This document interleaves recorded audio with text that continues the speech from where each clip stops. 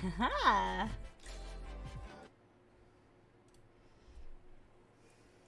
Anyways, hello, hello. It is a bit late. That's fine.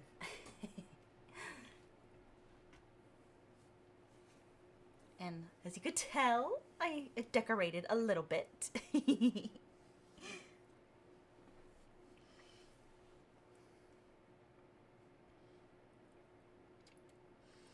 So, today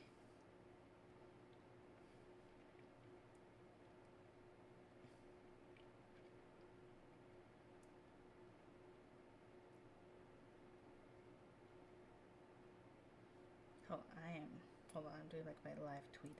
Hold on, wait a minute. Wait a minute. Okay, there we go. But anyways, hello, hello. I am Villiana, your one and only villainess. I know, isn't it pretty?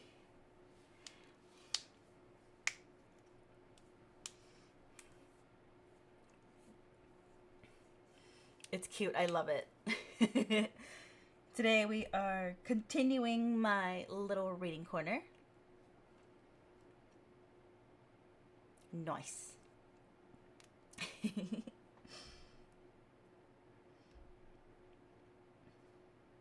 See my little reading corner. Okay. Let's just mosey on over.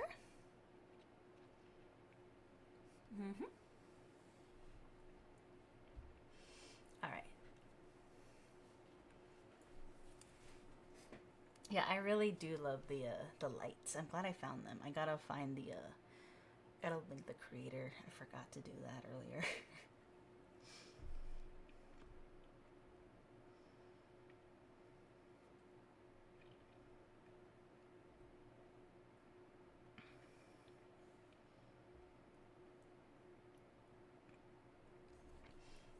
Okay, so from last time,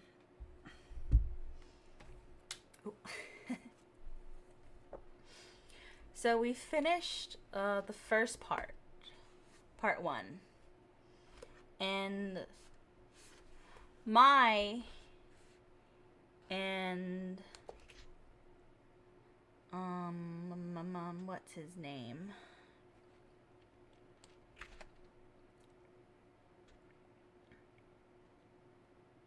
Okay, Mai and Ando are kind of figuring shit out together. Slowly but surely, they're figuring shit out.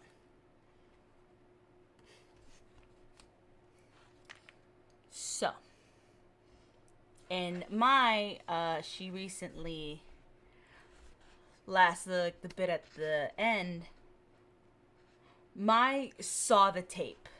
So, Mai now currently has 7 days left to live as of when she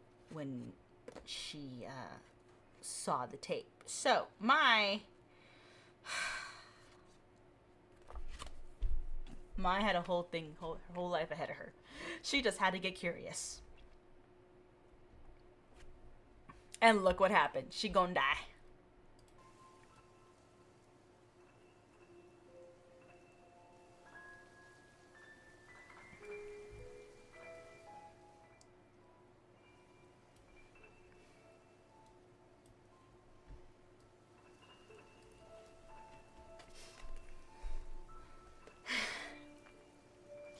So, here we are, once again. The tomfoolery, the tomfuckery of people not minding their own business. Mai, I knew you kind of... Mai, you're too smart. You're too smart, girl. Sorry. But she was kind of dumb in watching the tape. R.I.P. Mai. Hi, Calamity. You made it just in time, so. Alright. Also, how's the background music? Is it too loud? Too low? What is it?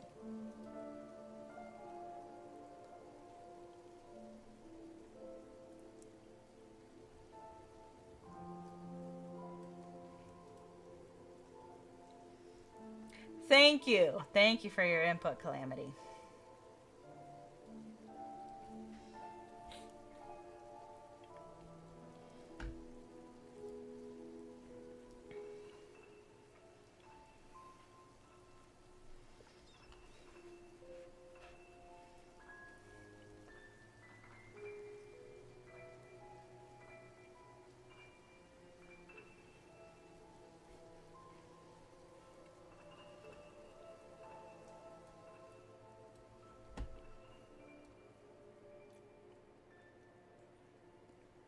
Is it too low, too high?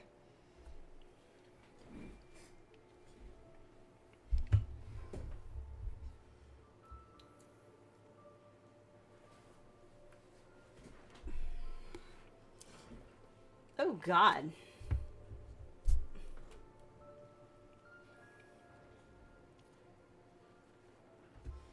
In the lower end. Okay, hold on. Okay, how about now? I umped up the music a bit.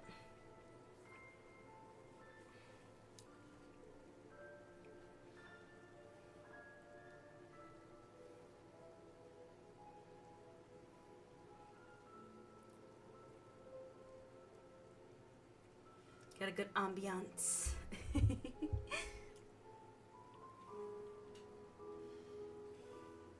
Okay, cool. All right.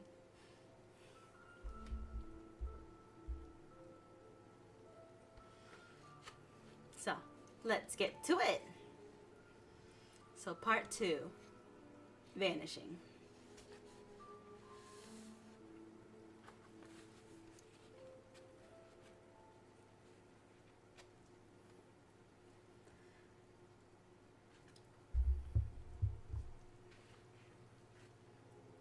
It was already 15 minutes past the time they were supposed to meet. Ando started to fidget. He took out his planner and checked the schedule again. There it was. Friday, November 9th, 6 p.m. In front of the Moai statue at the west exit of Shibuya Station. Meet Mai for dinner. He hadn't misremembered. Ando inserted himself in the flow of passerby and made a brief circuit of the area. Each time he saw a woman of roughly Mai's age, he peered at her face, but none were hers. Half an hour had passed now, thinking maybe she'd forgotten. Ando called Mai's apartment from a payphone. He let it ring 6 or 7 times, fancying he could hear from the echoes how small her apartment was. It's really tiny, she said. Less than 5 mats. 10 rings. Obviously, she wasn't home. He brought the receiver away from his ear. No doubt something had happened to make her late. She was probably on her way. At least he hoped so, as he hung up. His gaze kept stealing back to his watch. It had been almost an hour now. At 7, I'll give up. Poor guy. It had been so long since he dated that he didn't even know if it was proper to wait any longer.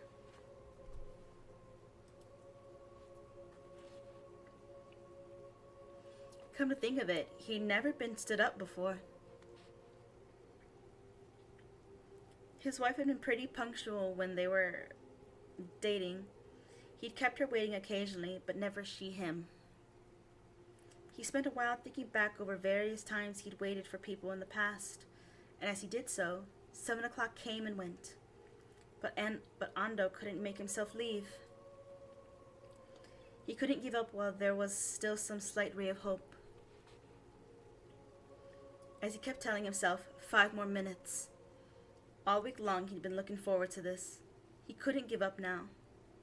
In the end, Ando waited in the Shibuya throng for an hour and 33 minutes, but Mai never appeared.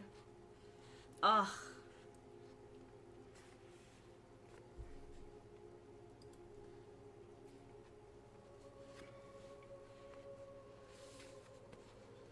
He entered the hotel lobby and headed straight for the front desk to ask where the farewell party was being held.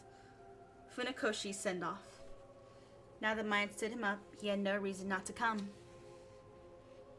Plus, after standing in the chilly evening air in a throng of countless young people, he just couldn't bear to go straight back to his empty apartment. Seeking some way to salvage the evening, he'd hit on the idea of showing up at the party after all.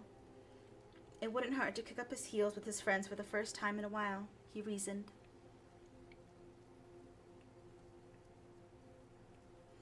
The organized gathering part of the evening was just ending, and people were getting together in groups of 3s and 5s to hit the bars.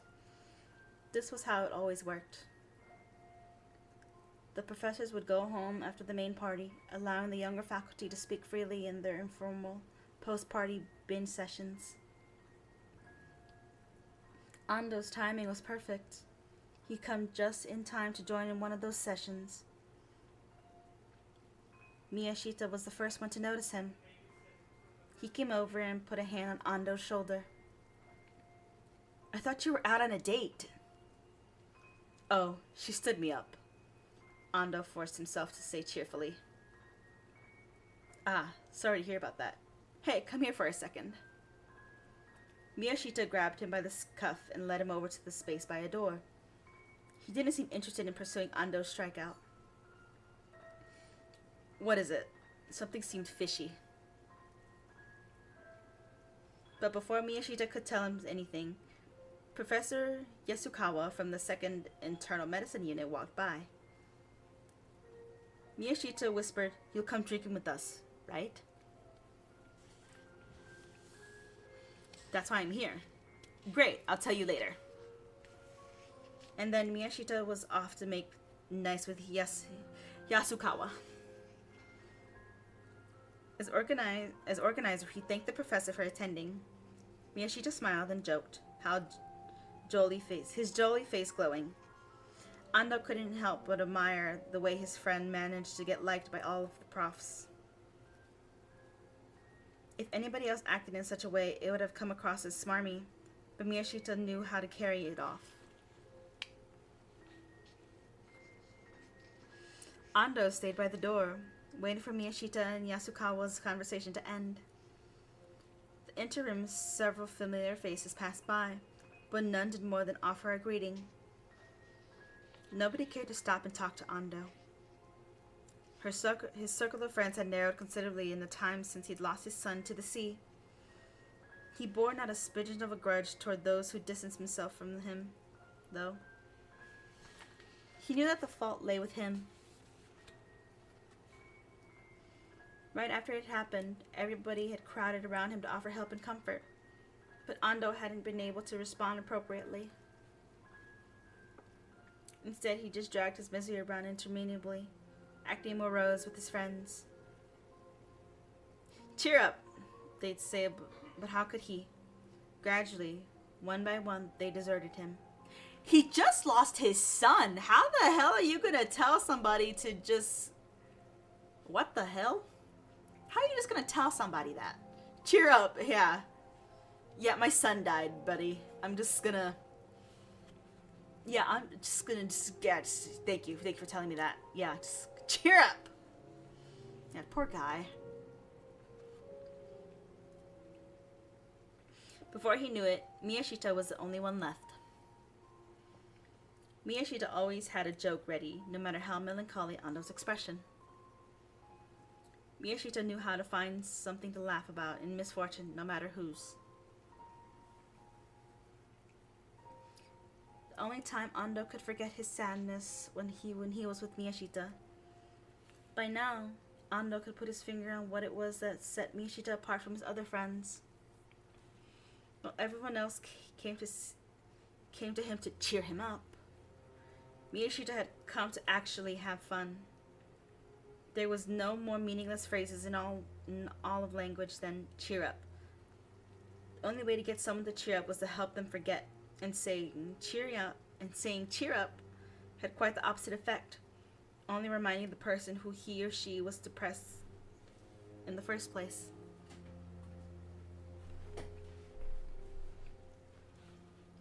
Ando knew quite well that he hadn't worn a sunny expression once all year. He tried to imagine, objectively, how he must look from Mai's perspective. Terribly gloomy, no doubt. No wonder she didn't want to have dinner with him. He'd only depress her more. Oof. The thought, in turn, depressed him. A year and a half ago, he'd been full of confidence. The future had stretched out before him, wide open and full of promise. He had a loving wife and a darling son, a ritzy condo in South Aoyama, a BMW with a leather interior, and a position as chief administrator waiting for him down the road. But he realized now that everything had been in his wife's name or her father's, and a simple twist of fate had made it all slip through his fingers. Oh. Miyashita was still talking to Professor Yasukawa. At a loss for what to do, Ando let his gaze wander idly around the lobby until he noticed a row of 3 payphones. He took out a phone card and went over to them, thinking to dial Mai's number one last time. Cradling the receiver on his shoulder, he looked over at Miyashita. If he lost track of his friend and missed out on the drinking session, he'd have come all the way in vain. Miyashita was in charge here. As long as Ando stuck close to his friend, he wouldn't be stranded. He let it ring 8 times, then hung up and looked casually at his watch. Almost 9 o'clock. It was 3 hours past the time they'd agreed to meet, and Mai still wasn't home.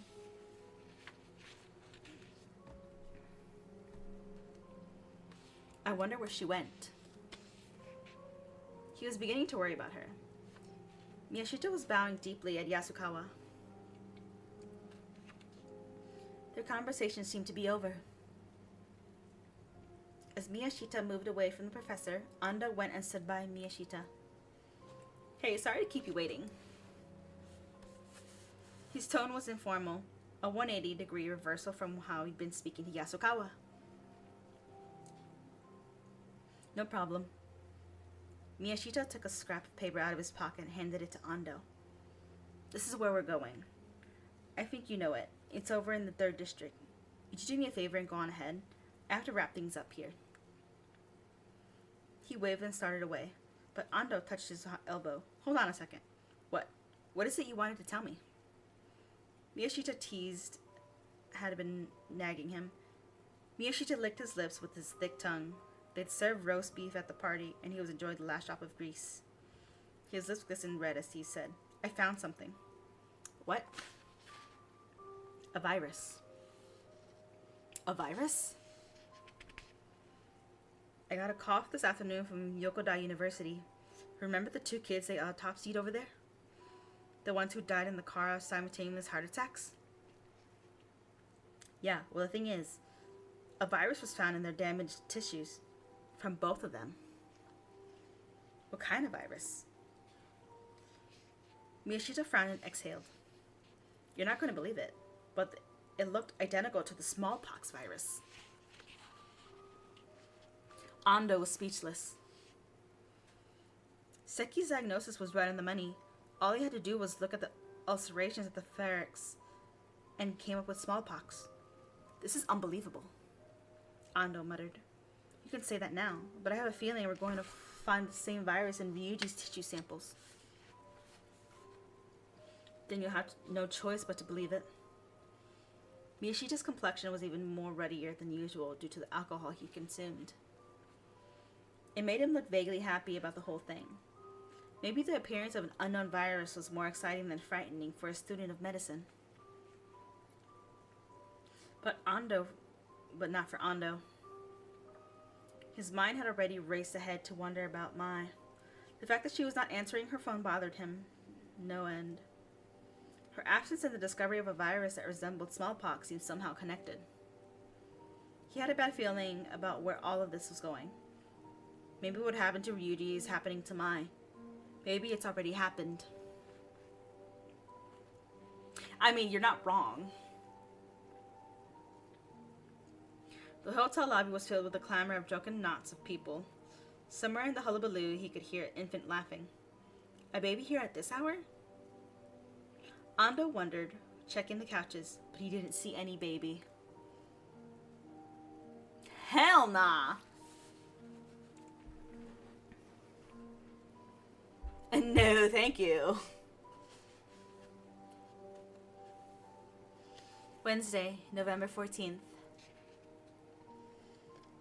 Ando went to the main campus to the philosophy department to ask Mai's professor if she'd been attending classes recently. But everyone he asked said the same thing. They hadn't seen her for a week now. Oh, she dead. As one of the female students in the department, she stood out like a flower. When she missed class, she was conspicuous by her absence. Ever since last Friday, Ando had been calling her place 2 or 3 times a day, but no one was ever there to pick up the phone.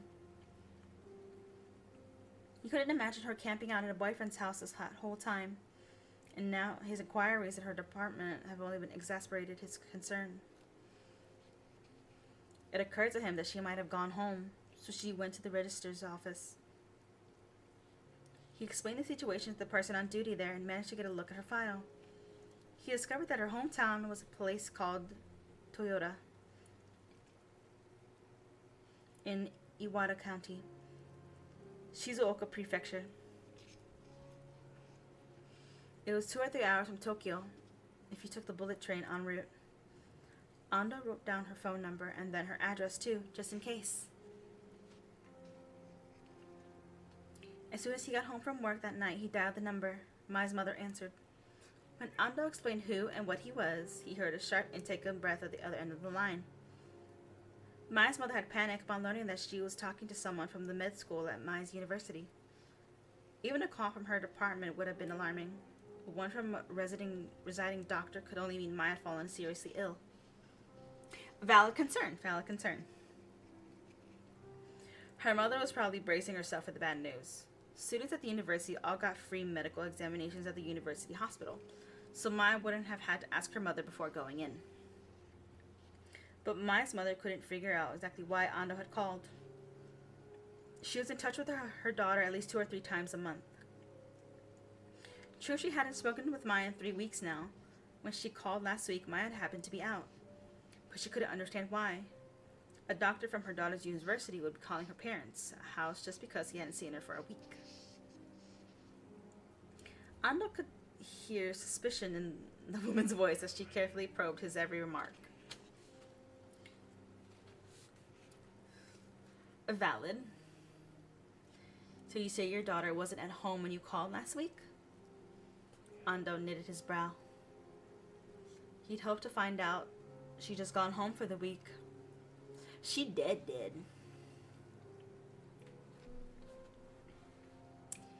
He prepared himself for the minor embarrassment by now. His bit of optimism was gone. Mai hadn't been around when her mother called the week before either. I'm sure it's nothing, doctor. We had a stretch last year too, when we kept missing each other's calls. We went almost 2 months without talking then. Ando felt antsy. He couldn't explain the situation even if he wanted to. Just the day before, they'd found in Ryuji's tissue sample the same virus had shown up in the 2 Yokohama kids.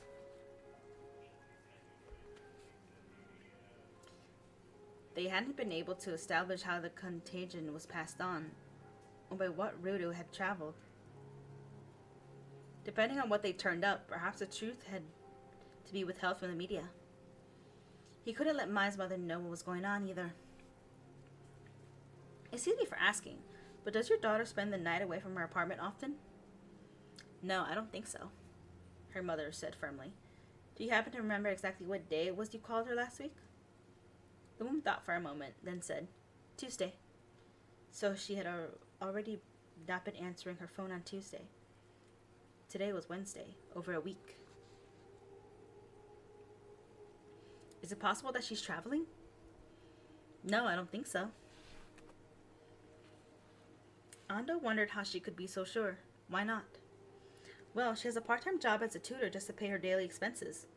She doesn't want to be a burden on her parents, she says. I simply don't believe she has enough money to travel. Oof.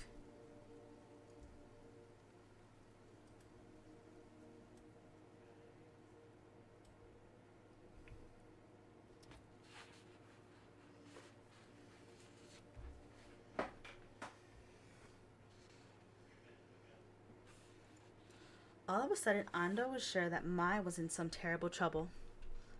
The Friday before, Mai had stood him up. It wasn't as if he was difficult to get a hold of. If she couldn't make the date, all she had to do was give him a call the day before and tell him. But she hadn't done that. And now, he felt sure he knew why. She couldn't contact him. He recalled the Polaroids of Ryuji's corpse. No matter how hard he tried, he couldn't rid himself of the picture of Ryuji's limbs splayed out to death. It was still branded in his brain. Oof, she dead. Would it be possible for you to come up to Tokyo tomorrow? As he made the request, Ando bowed even though he was talking to her over the phone. I'm not sure I can get away on such short notice. She sighed. Then she went silent. Ando supposed he couldn't expect her to feel a proper sense of urgency when she hadn't given her the facts of the situation. All the same, though, she seemed a little too unconcerned about the whole thing. Ando wanted to tell her just how easy it was to lose someone you loved. How you could hear her voice, turn around, and find her gone. Mrs. Takano broke the awkward silence. If I did go to Tokyo, what exactly would you have me do? File a missing person report? I'd at least like you to have a look at her apartment. I'll accompany you. We can think of a missing person report after that. But Ando didn't really believe they'd have to do that. This was, unfortunately, not that kind of case.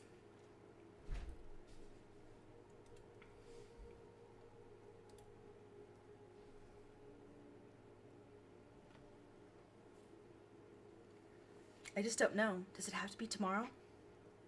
She couldn't make up her mind. What errand could she have that was important enough to keep her from possibly finding her daughter dead?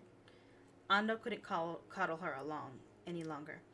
All right then, I'll go over to her apartment alone tomorrow. I understand she lives in a small studio. Do you happen to know if the building has a superintendent? Yes, it does.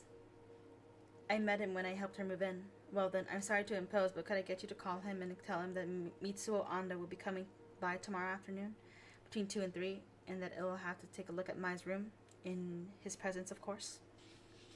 Well, please, I doubt he'll give me a key if I just show up unannounced. Alright, I'll make the call and set it up. Thank you. I'll call you if anything comes up. Just as he was about to hang up, Mai's mother started to say something. Listen. Ando waited for her to continue. Say hello to Mai if you see her. She doesn't understand. Ando didn't know what to feel as he hung up. She did. She did.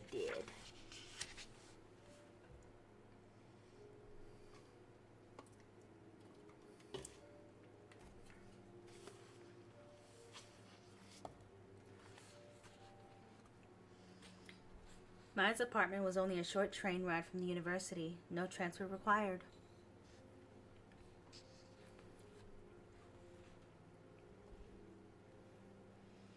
Ando passed through the gate, left the station, and started to search for her apartment. Map in one hand and the planner where he'd written the address in another. He spotted a little girl in an orange kimono walking down the sidewalk ahead of him with her parents. He was reminded today was the traditional 753 festival, a celebration for boys of 3 and 5 and girls 3 and 7. As he overtook and passed the trio, he glanced at the child's face. She seemed a little big, her features too well developed for her to be even 7 years old. But her festive attire was bright and cheery in the afternoon sunlight. Ando thought her incredibly cute as she wobbled down the street in her unfamiliar lacquered sandals, clutching her mother's hand. Even after he'd passed them, Ando kept stealing glances back at the three, imagining that in 15 years that the girl would grow up to be just as beautiful as Mai. Buddy, what?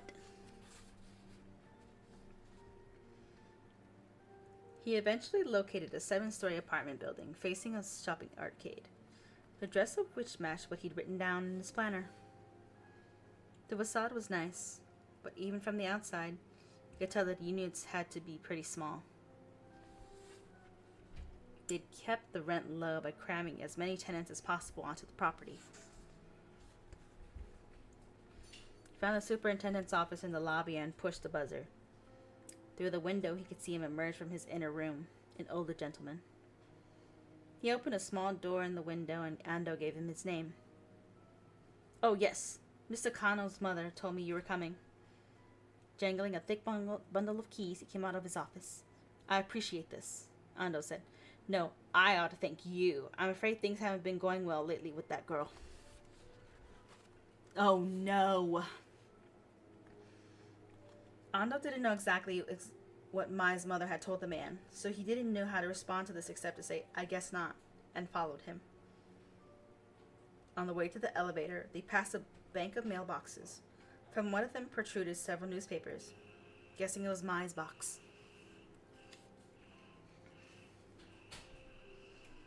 Ando had a closer look. As he suspected, the nameplate read, Takano. There were 4 rows of mailboxes, and hers was in the top row. "That's Mr. Kano's. It's hardly ever like that." She died. She dead, bros. Ando took the newspaper from where they'd been wedged into the mail slot and checked the dates. The oldest one was the morning edition from Thursday, November 8th. This was the 7th day since. It had been a full week then, since Mai had last come to pick up her newspaper. She could be sleeping somewhere else, but he doubted it. She was in her room all right. It's just that she couldn't come down for the paper. All signs pointed in that direction. The super interrupted Ando's thoughts. "Okay then, are you ready?" He sounded as if he thought Ando would back out. "Yes, let's go." Plucking up all the courage he had mustered, Ando followed the man into the elevator. Mai's apartment was on the 3rd floor, room 303. The super took out his bundle of keys, chose one, and inserted it into the keyhole. Without realizing it, Ando took a step back. "I should have brought surgical gloves." "Well, too late now, bro." The virus that had brought about Ryuji's death was probably not airborne. He managed it to be like AIDS, fairly difficult to catch. Still, it was an unknown quantity, and he should have taken precautions. Not that he was all that attached to life, but he didn't want to die just yet. At least not until he figured out this puzzle. A click echoed in the hall as the lock sprang open. Ando took another step backwards, but focused his sense of smell on whatever lay beyond the door. He was well acquainted with the stench of death. It was mid-November, a fairly dry season, but he could expect a decomposing body to give off a powerful odor. He steeled himself until he was confident that even if the door opened to reveal what he expected it to, he could defend against the shock. The door opened a few centimeters, and a gust of air blew out of the room and into the hallway. The window was probably open. Catching the wind full in the face, Ando breathed in, carefully through his nostrils. He couldn't detect the unmistakable sense of a dead body. He inhaled and exhaled several times. No smell of decay. His sense of relief was so strong that it threatened to knock him off his feet, and he put his hand against the wall to steady himself. "After you," urged the super, waiting in the doorway, just standing in the entrance. He could see the whole interior of the apartment. There wasn't really any looking around to be done. Mai's body was nowhere to be seen, so Ando's premonitions had been an idle one. He relaxed and let out a deep sigh. He took off his shoes and stepped past the super into the room. "Where's she gone?" grumbled the super from behind him. Ando felt a strange sort of gloom steal over him. He should have felt relieved that he hadn't found what he had thought he'd find. but instead his heart continued to race. The room had a strange air about it, and he didn't know why. So she hasn't been back here in a week. It was the only conclusion he could draw. Where is she now? He wondered if the answer to the new question was left with awaited him somewhere in the room.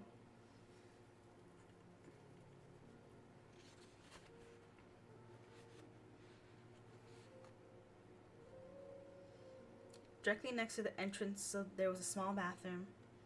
He opened the door a crack to make sure it was empty, then returned his gaze to the main room. He could see how she tried to make efficient use of her limited space. A futon was neatly folded and stashed in a corner. There wasn't enough space for a bed, nor was there a proper closet for the futon. Instead of a real desk, there was a low table that had an electric space heater attached to its underside. The table was covered with manuscript pages. A discarded page had been folded up to serve as a coaster for a coffee cup, which was a quarter full of milk. Bookshelves covered one wall, and a combination TV VCR was nestled in amongst the books.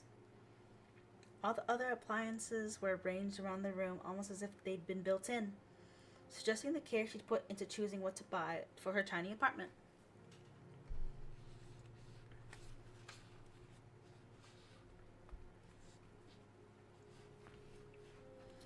In front of the table sat an adjustable backrest that rocked unstably. It was covered with a penguin print cloth. Pajamas, neatly folded, lay on the seat, with a bra and panties wadded up next to them. Maybe it's just because I'm in a young woman's apartment? Ando was trying to figure out why he felt so uncomfortable. His chest was tight and his pulse was pounding. Seeing her underwear made him wonder if she was just overexcited voyeur. What do you think, Doctor? The super was still standing in the doorway. He made no move to enter. Buddy.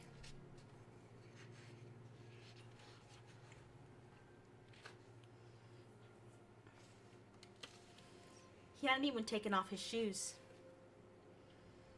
Since she clearly wasn't to be found in her room, he seemed to have concluded that their business was finished and that it was time to go. Ando didn't reply, walking over to the kitchenette instead. The floor here was wooden, but for some reason it felt like a thick carpet. He looked up. A 10-watt fluorescent light had been left on. He hadn't noticed it before because of the afternoon sunlight streaming in. 2 glasses were in the sink. He turned the tap on, and after a while, the water heated up. He pulled the string dangling from the bulb, turning out the light, and walked away from the kitchenette. When the light went out, he felt goose flesh rising all over his body. Nothing he saw gave him any clue as to Mai's whereabouts. Shall we go? Ando said, not looking at the super. He wore his shoes back on and left the apartment. He heard the key turn behind him. He finished tying his shoelaces, straightened up, and walked to the elevator ahead of the super.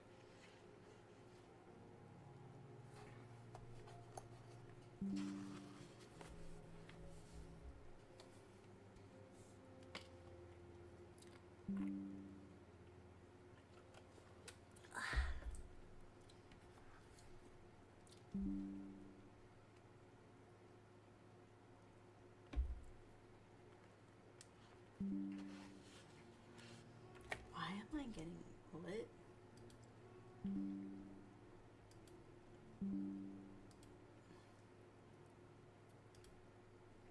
What the hell?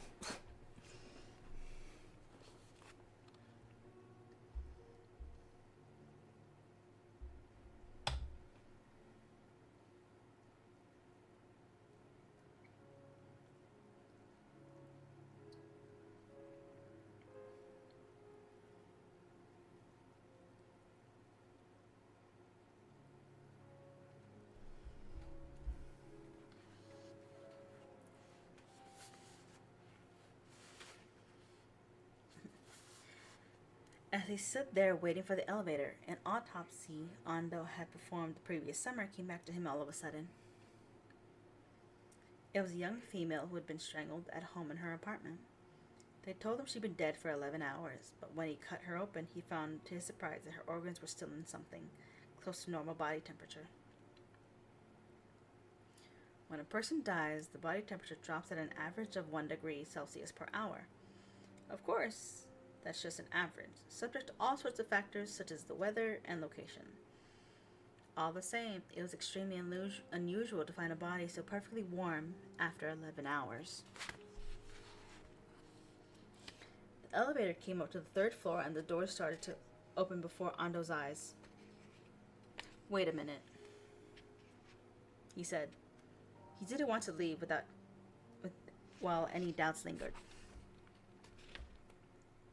The oppressive feeling he had gotten as he stepped into the Maya's room, the weird sensation of the wood floor as he stepped on it, almost as if it were melting away. There was only one way he could describe the odd atmosphere of the room. It was like cutting into a body that had been dead for 11 hours and finding it inside still warm. The elevator doors were fully open, but Ando didn't step in. He was blocking the doorway, so the super couldn't get in either. "Aren't you going to get on?" Ando answered the question of his own. "Are you sure you haven't seen her at all this last week?"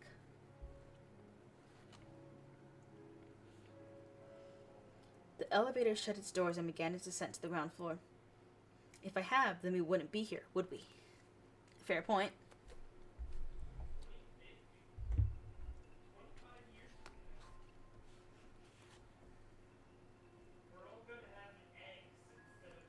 The super hadn't seen her. She hadn't shown up for class for a week, despite a near-perfect attendance record until now. She didn't answer the phone no matter how many times he called. A week's worth of newspapers were stuffed in her mailbox. It was clear that she'd been away since last Thursday, and yet there was something about that place. It didn't feel like an apartment whose occupant had been away for a week. There was warmth there, and it had nothing to do with the temperature of the room. It was just that something in the air said someone had been there until just a moment ago.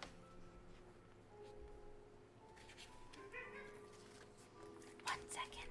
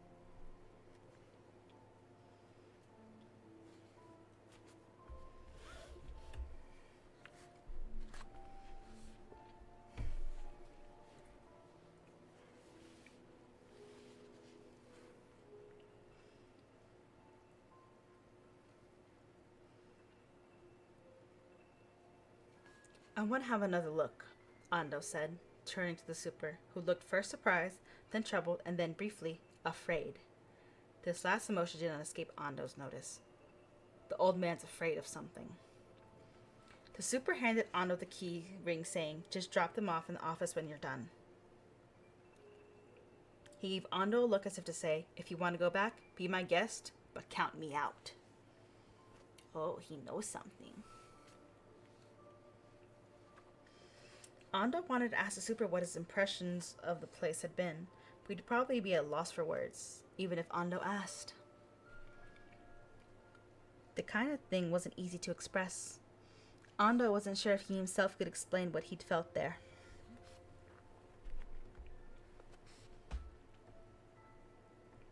"Thanks, I will," Ando said, accepting the keys and turning on his heel. He was afraid that he'd lose his nerve if he hesitated. In any case, he made up his mind to get out of there as soon as he figured out why the place felt so weird.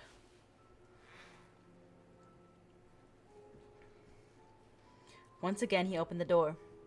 He wished he could leave it open while he was in the apartment, but it swung shut automatically when he let go. The moment it shut, air stopped flowing through the room. Ando took off his shoes again and walked to the window. He closed it and opened the lace curtains as wide as they go. It was past 3 in the afternoon, and the window faced south. Rays of sun slanted into the room. Bathed in light, Ando turned to have another look. The decor didn't strike him as particularly feminine, though it certainly wasn't masculine.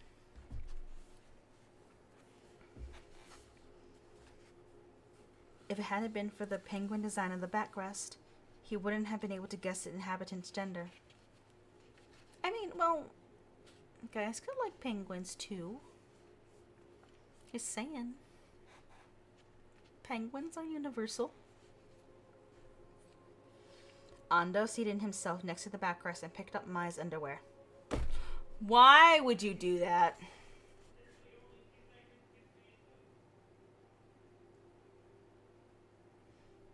Why?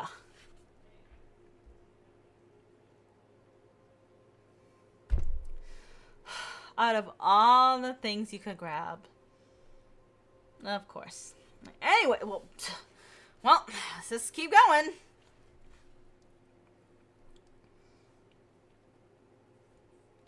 Oh my god, it just gets worse.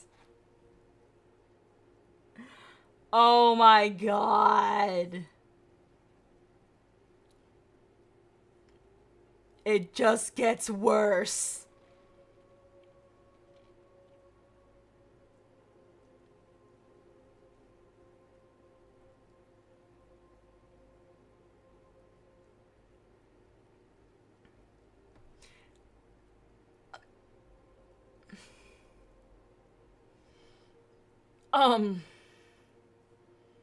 Know what? Fuck it, we ball. These books get wild, and oh my god.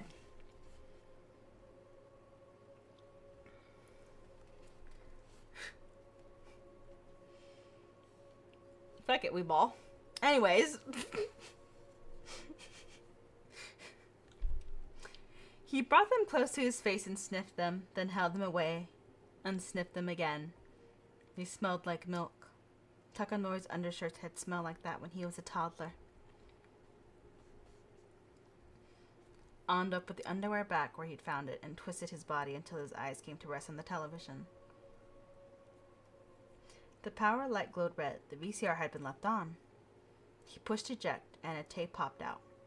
There was a white label on its spine with a title on it. Liza Minnelli, Frank Sinatra, Sammy Davis Jr., 1989.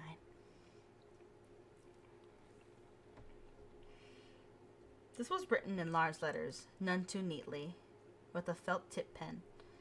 It didn't look like a woman's handwriting. He took the tape out and examined it. It was fully rewound. After he scrutinized it for a while, he slid it back to the VCR. Ando hadn't forgotten how this whole series of incidents had something to do with the video.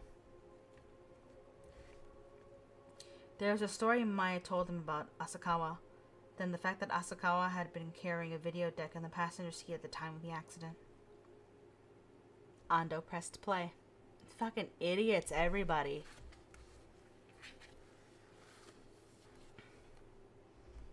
Like, for reals though, how the hell, like, why would you do that?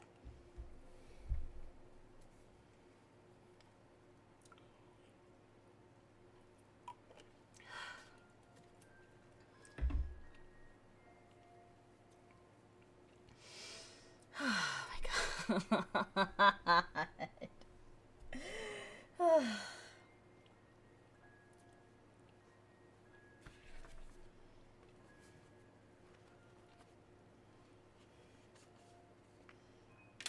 You know what I say? Well, shit happens, I guess.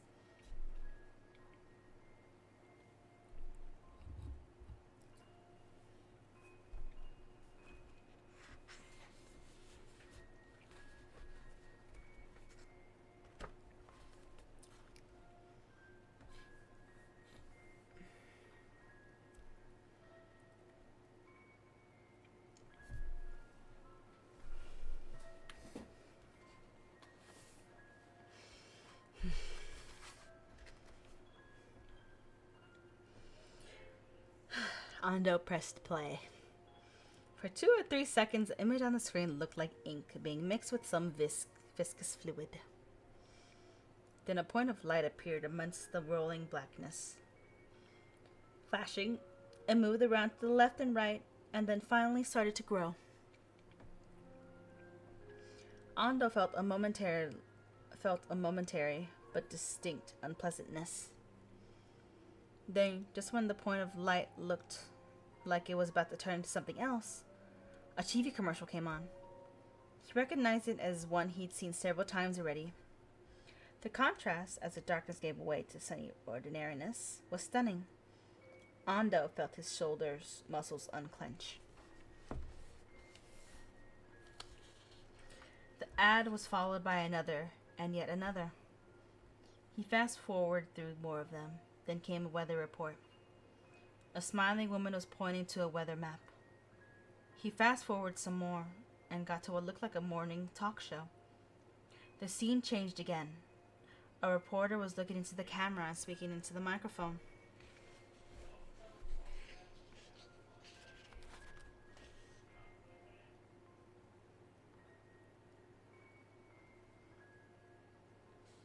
Something about some celebrity getting divorced. Ando kept on fast-forwarding, but couldn't find anything that corresponded to the title of the label. The tape must have been recorded over. As he watched, Ando began to relax. Of course, he hadn't been expecting to see American singers. But something altogether more horrifying.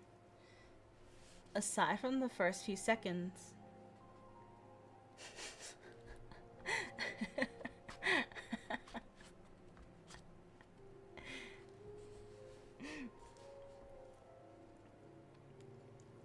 however, his fears had been misplaced. All the tape contained was mundane TV programming.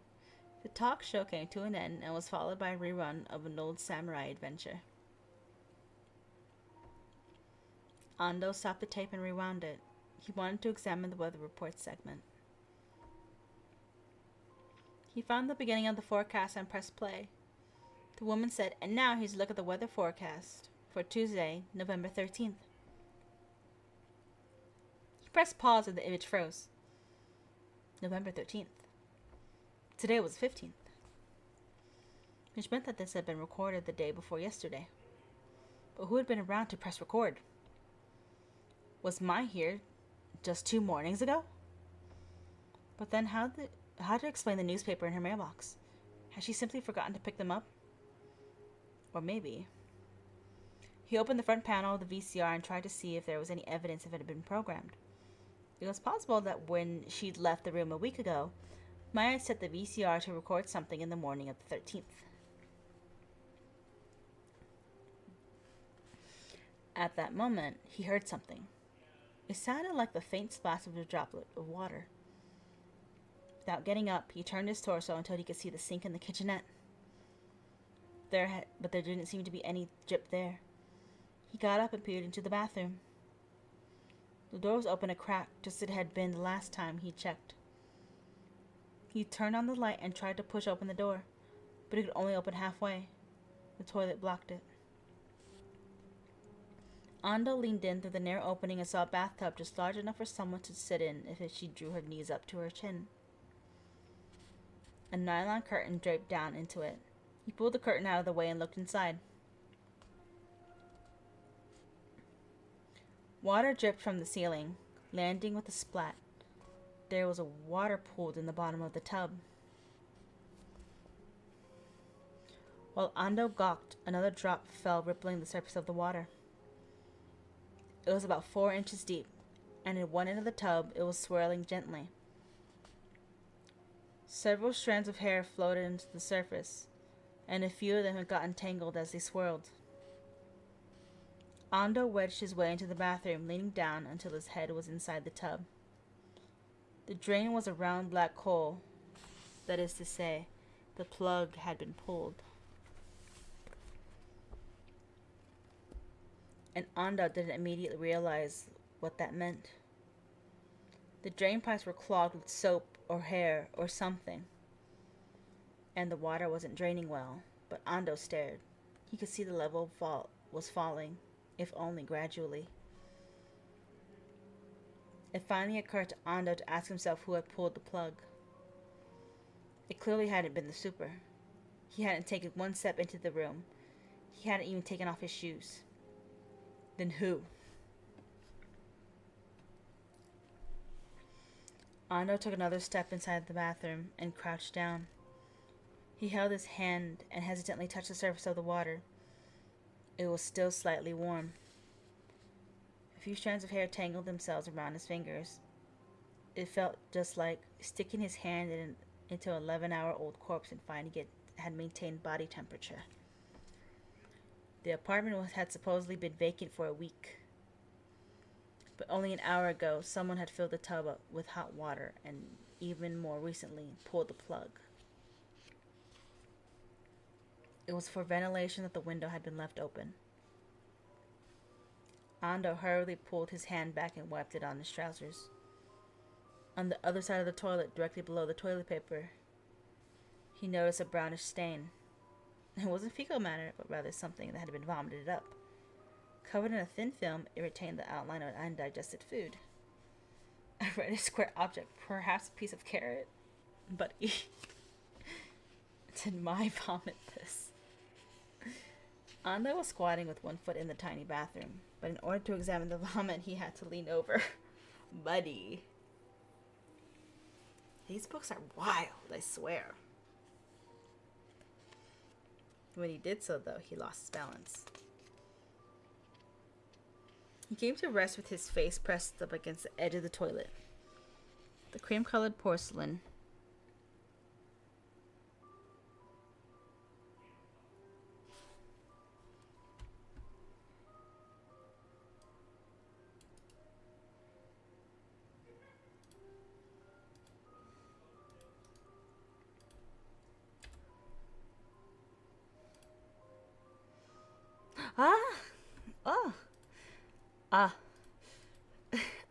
hello? I don't know much Japanese, but, konbanwa? I hope I said it right.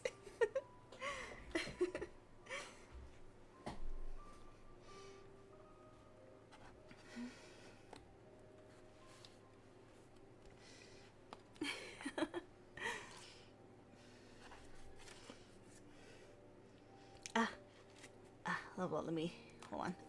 Wait, I gotta, mind you, hold on, I'm gonna Google, be my friend right now. Google.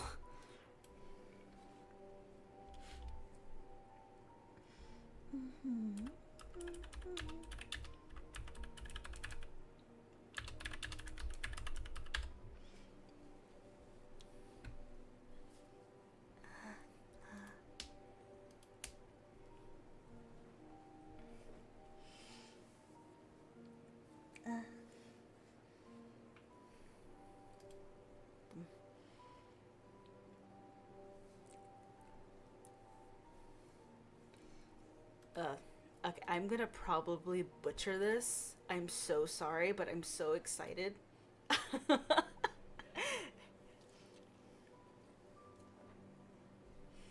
I'm probably gonna, like...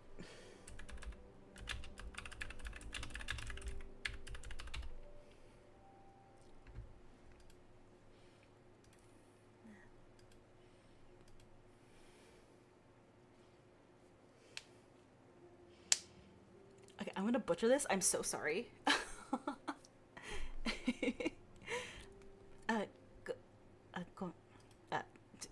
I'm so sorry. Sumimasen in advance. Konbanwa. Watashi wa Viliana.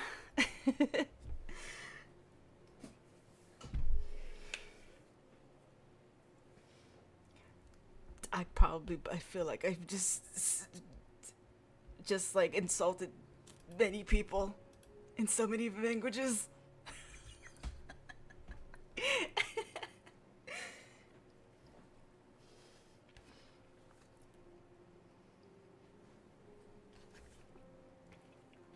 I can't, I don't...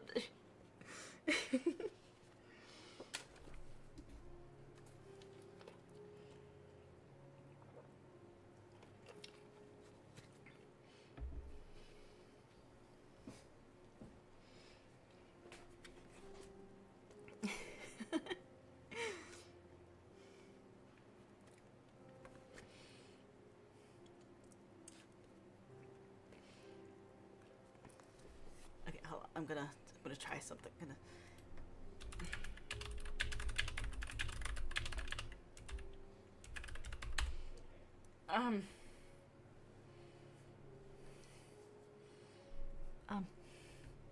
Um, if you're still here, I'm gonna probably butcher this so bad. I don't know much Japanese. I'm using Google, so I'm so sorry. I'm so sorry if I.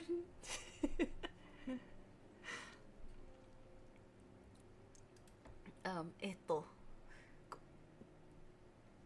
okay, hold on, I'm gonna, okay, to make sure. Okay, I think. ここに来てくれてありがとう。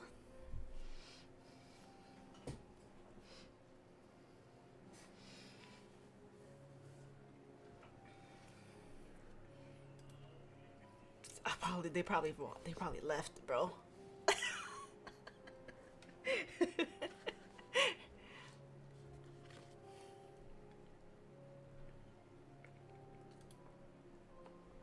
This person probably left. Don't blame them.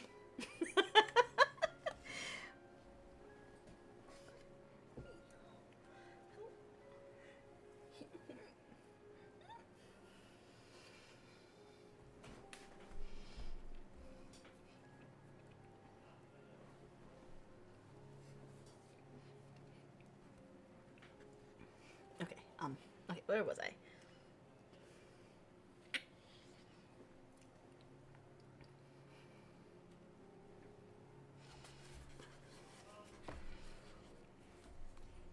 I'm like thirsty right now. Like, damn.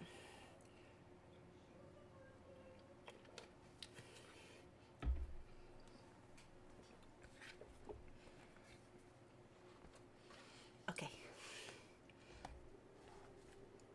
So now I'm wondering who the hell is in. So Mai is probably still alive, but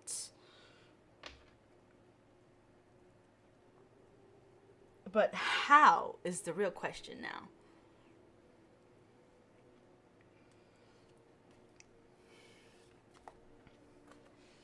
Unless she figured it out.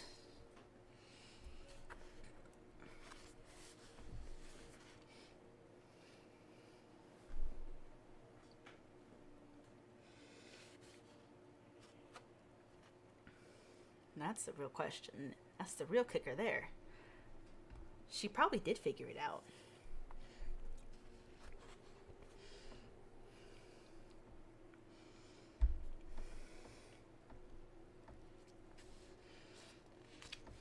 Okay.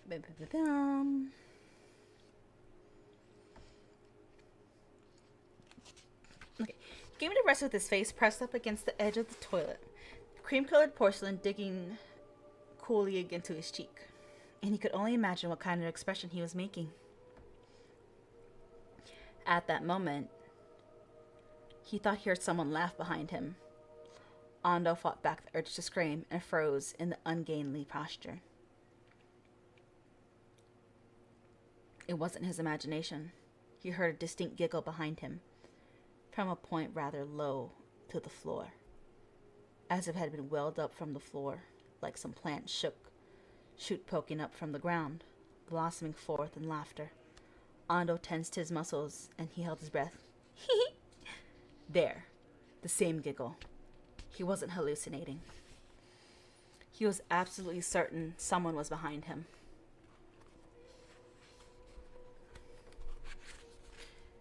He could hardly move, much less turn around to look. He couldn't figure out what to do. With his face so pressed up against the smooth porcelain, he managed to call out, rather stupidly, "Is that you, Super?"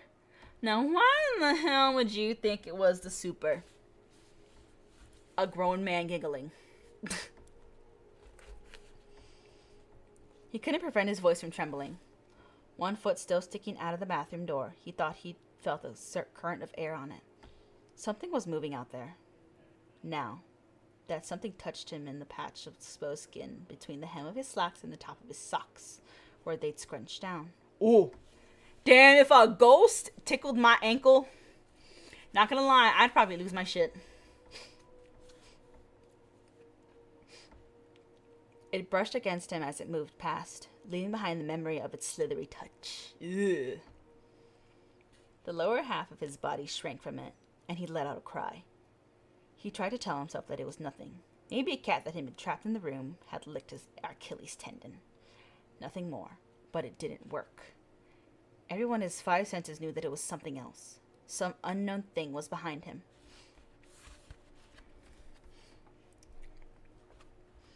His face was below the top of the tub, so he couldn't see inside, but he could hear the water inside trying to gurgle out. There was a faint slurping sound of the water swirling down the drain, hair and all. But above the sound, he heard the floorboards creak. The creaking noise receded slowly from him. He couldn't stand any longer. He raised his voice in an incantated yell, banged the bathroom door with his knee repeatedly, and even flushed the toilet. All the racket he'd caused finally gave him the courage to creep to his feet. Using his hands to steady himself, he raised himself until he was almost fully upright.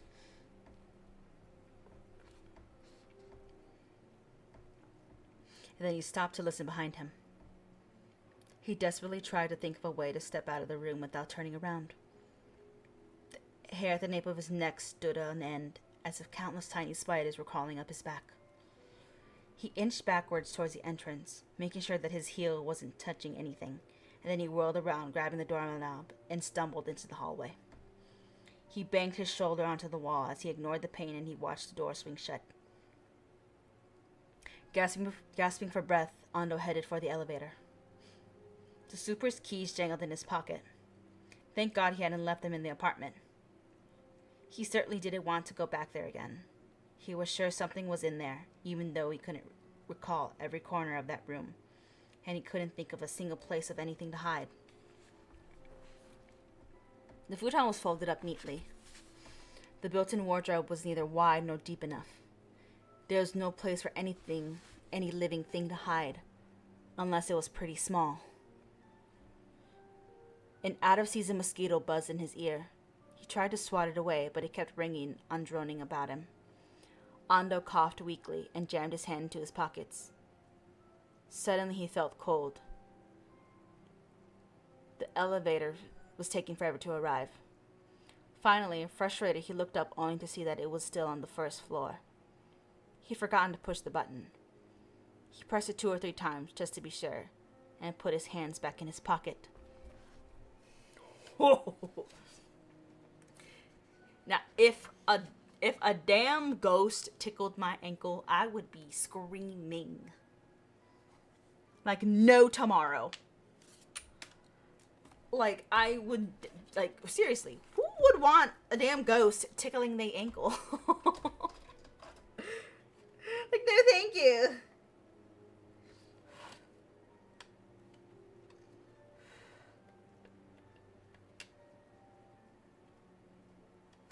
That just sounds so weird, like a ghost tickling your ankle.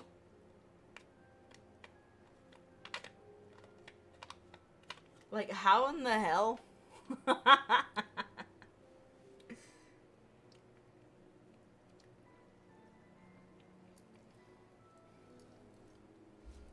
just seriously, just like imagining a ghost fucking tickling your ankle. That just sounds so bad.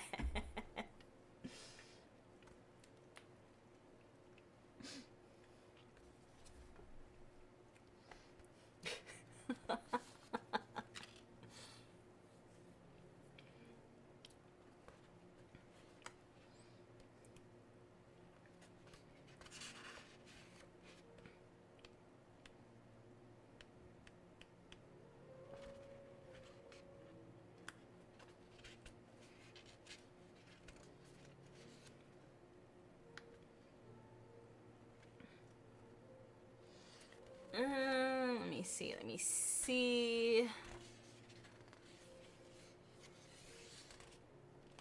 Yeah, I think after this one chapter, I think after this chapter, I'm probably gonna call it a night.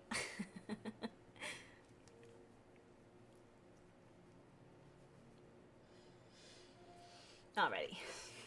Hey, what's up? Ando didn't realize he'd been drifting away until Miyashita spoke to him. The sensations of 2 hours ago had become a tidal wave, threatening to rip his conscience out by the roots. He resisted frantically and got gooseflesh for his efforts.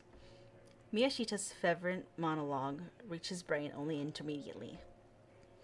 Are you even listening to me? Miyashita sounded annoyed. Yeah, I'm listening, Ando replied, but his expression said his mind was elsewhere. If there's something eating at you, maybe you ought to tell me about it. Miyashita pulled the stool out from under the table, plopped his feet onto it, and leaned back. He was a visitor in Ando's office, but he acted as if the place were his own.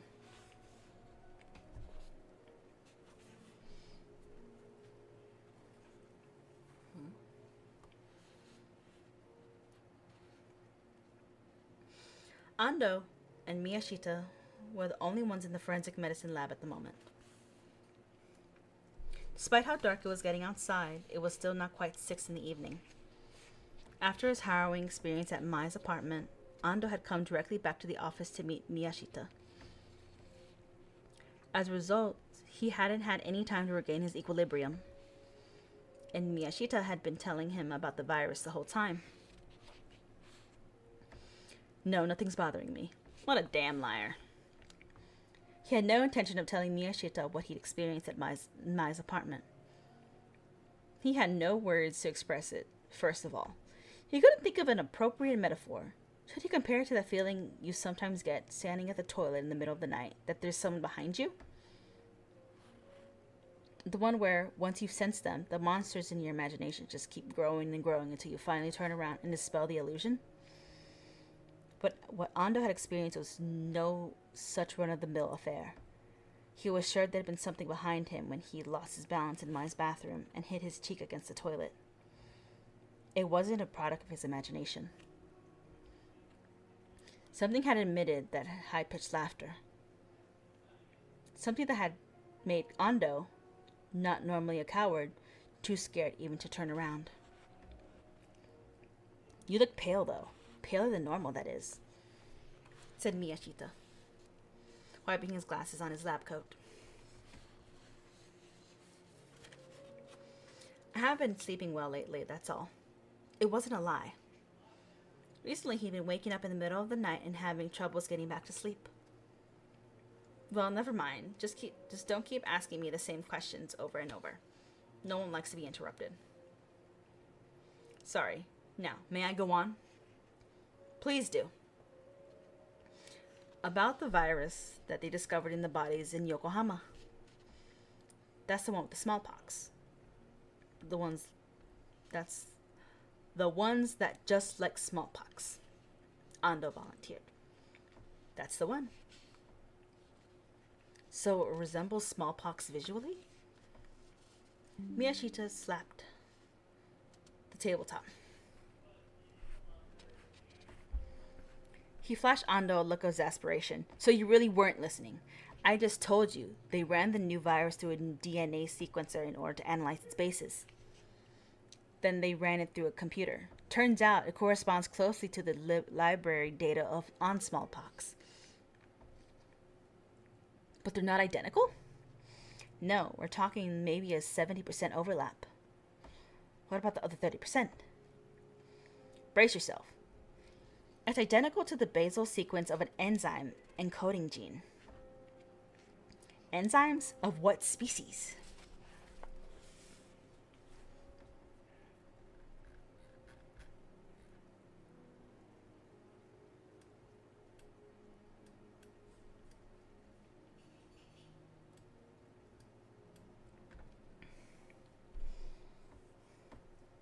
Homo sapiens. You're kidding.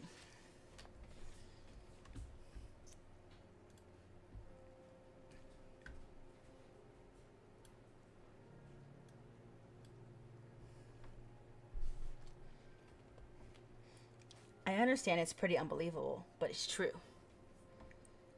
Another specimen of the same virus contained human protein genes. In other words, this new virus is made of smallpox genes and human genes. Smallpox was supposedly a DNA virus. If it were a retrovirus, then it would be no surprise to find it had taken human genes into itself. Such a virus would have reversed transcription's enzymes.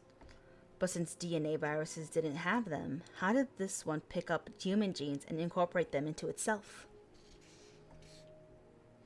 Ando couldn't think of any process, and with one virus containing enzymes and other proteins, it meant that together they contained human genes, but in separate components. It was as if the human body had broken down into hundreds of thousands of parts.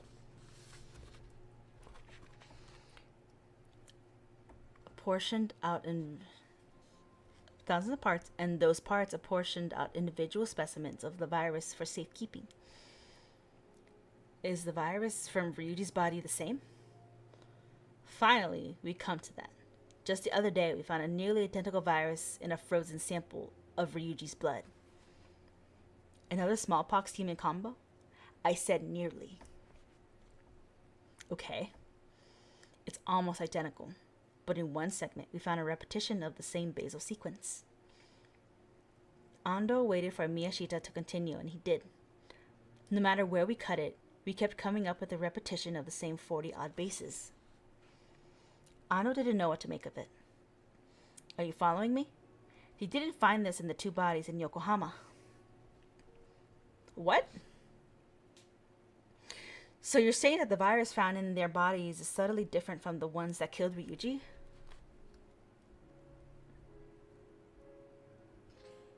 What?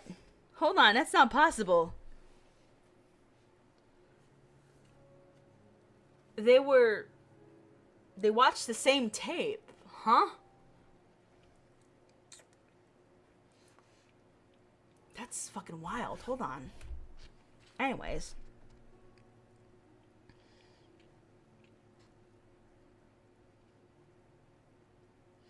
Hey, that's right. They look alike, but they're slightly different. Of course, we really can't say much until we get data from the other universities. At the moment the phone rang 2 desks over. Miyashita cursed under his breath. What now? Excuse me a minute, okay? Ando leaned over and picked up the receiver. Hello? I'm Yoshino from the Daily News. I'm calling for Dr. Ando. That's me. Yoshino wasn't quite satisfied. Are you Dr. Ando, the lecturer in the forensic medicine? Yes. I understand you performed an autopsy on a Ryuji Takayama at the Tokyo Medical Examiner's Office on the 20th last month. Is that correct? That's right, I was in charge of that one.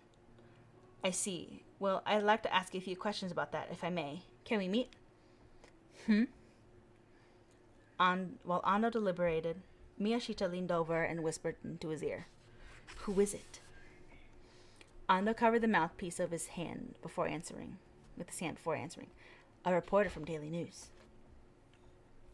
Then he quickly brought the receiver back to his mouth and asked, What is this about? I'd like to ask your opinion regarding a certain series of incidents. The man's phrasing took Ando by surprise. Had the media already caught a whiff of them? It seemed too fairly early for that. Even the various med schools in charge of autopsies had only begun to discover a connection among the deaths in the last 2 weeks. What series of incidents do you mean? Ando decided to play dumb to try to find out as much as Yoshino did. I mean the mysterious deaths of Ryuji Takayama, of Tomoko Oishi, Haruko Tsuji, Shuichi Iwata, and Takahiko Nomi, and of Shizu Asakawa and her daughter. Ando felt as if he had been hit upside the head with a board. Who had leaked all that? He didn't know what to say. So how about it, Doctor? Think you have time to meet with me? Ando racked his brain. Information always flowed downhill, so to speak, from those who had more of it to those who had less. What the hell?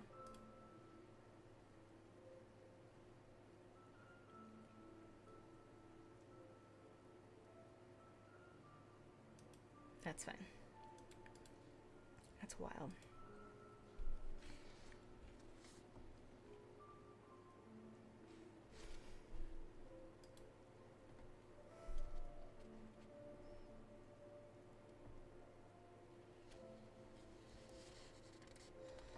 If the reporter had more information about the case at Ando, then perhaps Ando should try to get it from him. There was no heat for Ando to show all his cards. The thing to do was to find out if he needed without giving up his own secrets. Alright, let's do it. When would be best for you? Ando took out his planner and looked at his schedule. I assume you'd like it to be as soon as possible. How about tomorrow? I'm free for 2 hours afternoon. There was a pause as Yoshino checked his schedule. Okay, good. I'll come to your office at noon sharp. They hung up nearly simultaneously. What was all that about? Miyashita asked, tugging at Ando's sleeve. It's a newspaper reporter. What does he want? He wants to meet me. Why? He said he wants to ask me some questions. Said Miyashita, thinking. It sounds like he knows everything. So what does that mean? A leak? I guess I'll have to ask him when I see him tomorrow. Well, don't tell him anything. I know. Especially that involves a virus. If he doesn't know already, you mean. Suddenly, Ando remembered that Asakawa also worked for the company that published the Daily News. If he and Yoshino knew each other, maybe. Yoshino was in pretty deep. Maybe tomorrow's meeting would turn up something interesting information. Ando's curiosity was piqued. Ho-ho. And Yoshino was in the last book as well, because he did help Asakawa. Alright. So, that will be it for tonight.